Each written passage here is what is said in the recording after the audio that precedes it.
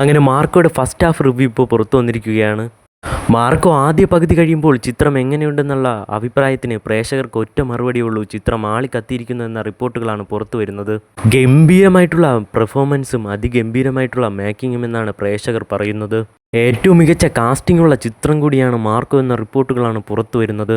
ഉണ്ണിമുകുന്ദനെ കൊണ്ട് മാത്രം ചെയ്യാൻ പറ്റുന്ന ക്യാരക്ടറാണ് ഇതെന്നും പ്രേക്ഷകർ പറയുന്നുണ്ട്. വയലൻസിനൊട്ടും കുറവ് വരുത്താതെയാണ് ചിത്രം മേക്കിംഗ് ചെയ്തിരിക്കുന്നതെന്ന റിപ്പോർട്ടുകളും പുറത്തു വരുന്നുണ്ട്. ഒരു രക്ഷയുമില്ലാത്ത ഇൻ്റർവെൽ പഞ്ചാണ് ചിത്രത്തിന് നൽകിയിരിക്കുന്നതെന്നാണ് പ്രേക്ഷകർ പറയുന്നത്. സെക്കൻഡ് ഹാഫും ഇതുപോലെയാണെങ്കിൽ ചിത്രം കയറി കൊളുത്തുമെന്നാണ് പ്രേക്ഷകർ പറയുന്നത്. എങ്കിൽ മലയാളത്തിലെ അടുത്ത ബ്ലോക്ക് ബസ്റ്റർ ചിത്രമായിരിക്കും മാർക്കോ. ഒരു ഹോളിവുഡ് ടച്ചാണ് സിനിമ നൽകുന്നതെന്നാണ് പ്രേക്ഷകർ പറയുന്നത്.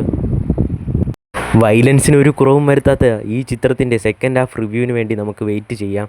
ഇതുപോലെയുള്ള മൂവി അപ്ഡേറ്റുകൾക്കായും സിനിമ വാർത്തകൾക്കായും നമ്മുടെ ചാനൽ മറക്കാതെ സബ്സ്ക്രൈബ് ചെയ്യൂ.